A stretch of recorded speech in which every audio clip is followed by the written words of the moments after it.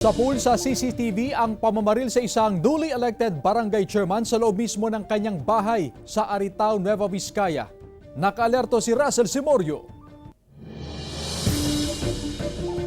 Nakikipagkwentuhan sa loob ng kanyang bahay si Rolando Sirapon, ang kapapanalong chairman ng Barangay Kalitlitan, Aritao, Nueva Vizcaya, nang biglang dumating ang isang lalaki at sunod-sunod na pinaputukan ng baril ang nakaupong biktima.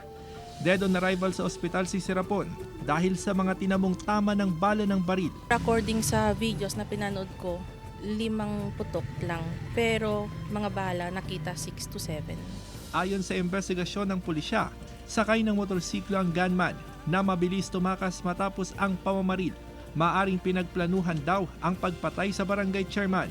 Hindi patukoy ang motibo sa krimen pero iniimbestigahan ang posibilidad na may kinalaman ito sa politika. At ng mga possible na dinaanan ng suspect sir ay sinecheck or inano po ng ating kapulisan sir na ma-identify yung mukha, yung identity ng suspect.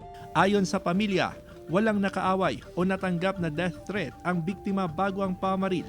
Siyang nagpaganda ng barangay Kalitlitan, kahit kanino kayo magtanong. Yung barangay nun maliit pa lang, siya ang gumalaw para palakihin ang barangay. Mula sa Nueva Vizcaya, kasama si Ron Alister Tañedo, Russell Simorio, One North Central Luzon.